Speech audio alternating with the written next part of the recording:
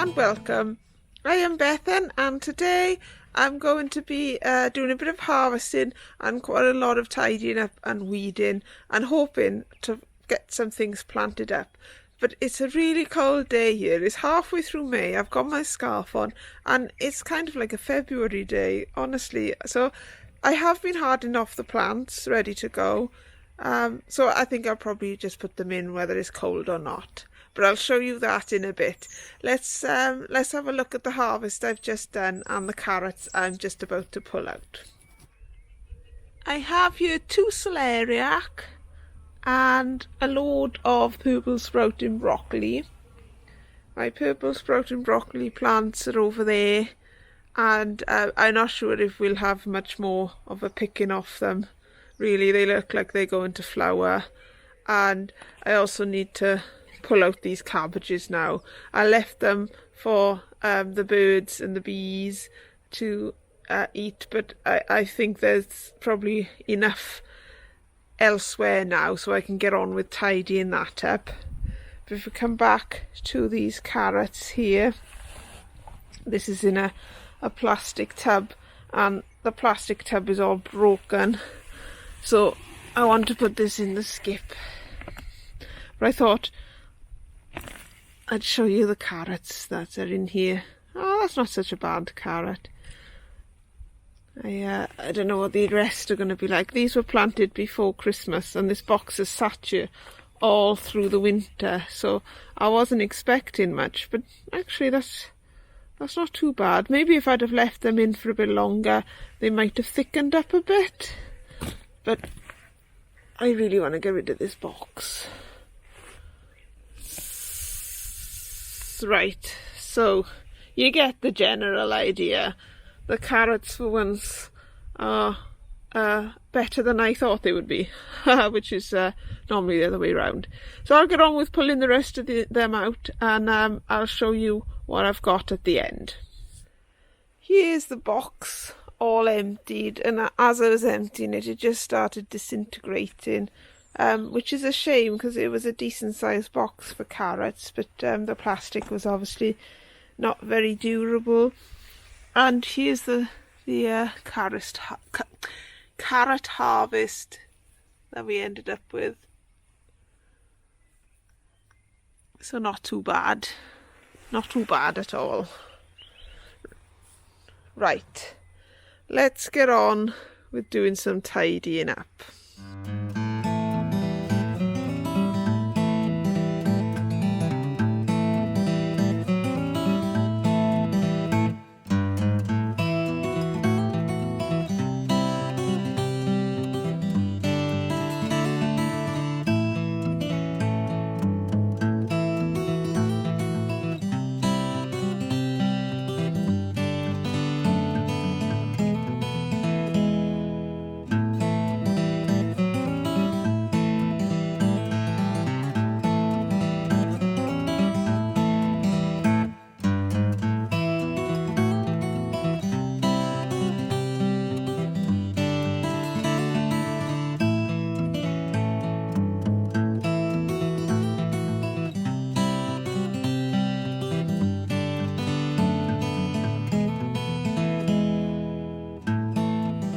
Here's the bed you just saw me weed, and now I've taken away the cloche that was here, I can see that I've got some peas beginning to form, which is great.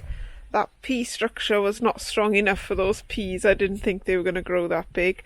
I've left in those because I'm pretty sure they are volunteer potatoes. And then I planted these beetroot here, which are doing really well when you compare them to the beetroot in this bed here. They've been planted at the same time and the growth rates are quite striking. So this has left me with a bit of a quandary as to what to do with this bed. These are the plants that I was talking about earlier,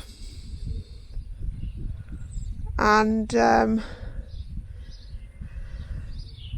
I'm not quite sure where to put these now, because these not spring onions, they're Welsh onions that are like a perennial spring onion I was going to put in between my fruit bushes in here, so this would sort of be a perennial bed.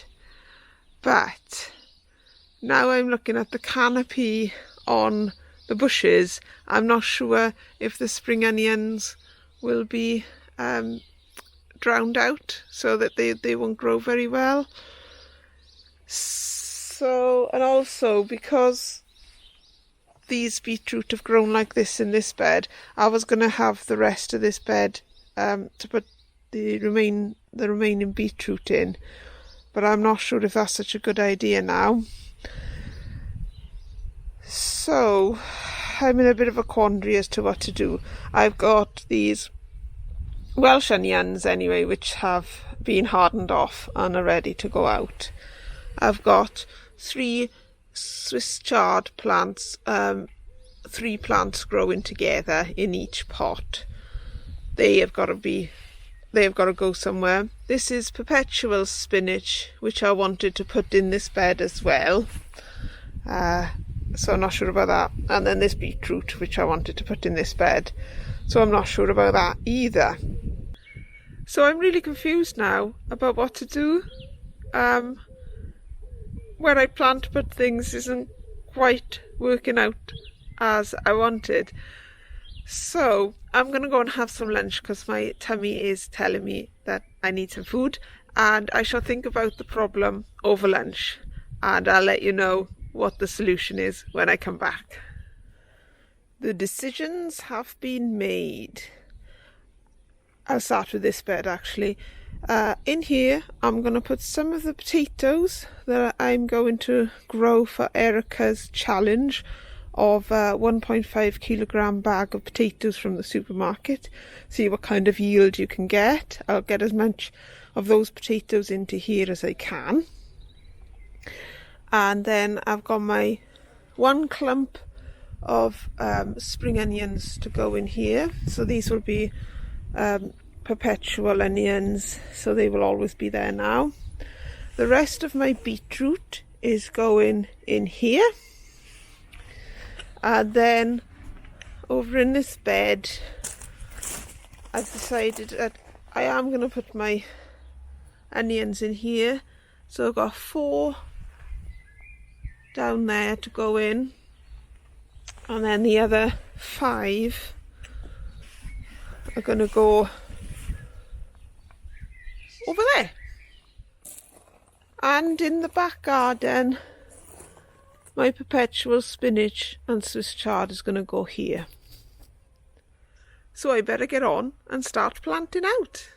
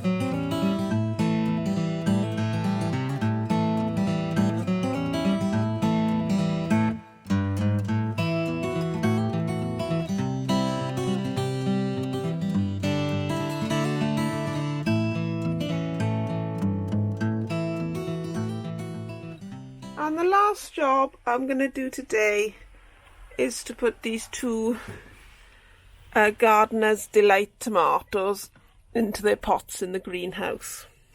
So very carefully, one-handedly. Just put that label there a minute.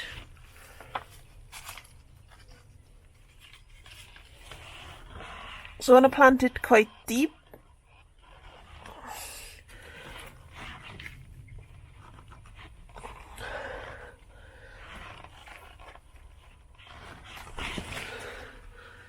And the same with this next one.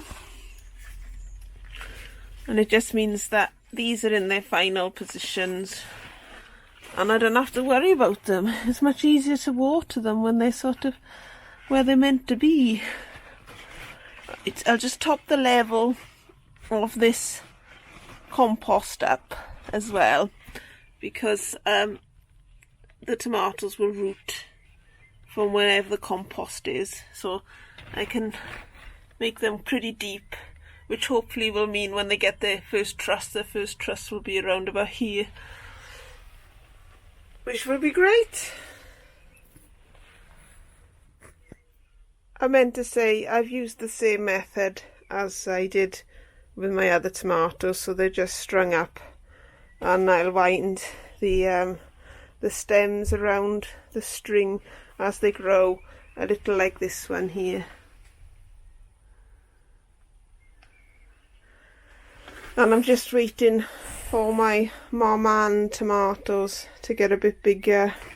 This is where they're at the moment, but I need them to grow quite a lot so that they're not drowned out by the cabbages that are there at the moment.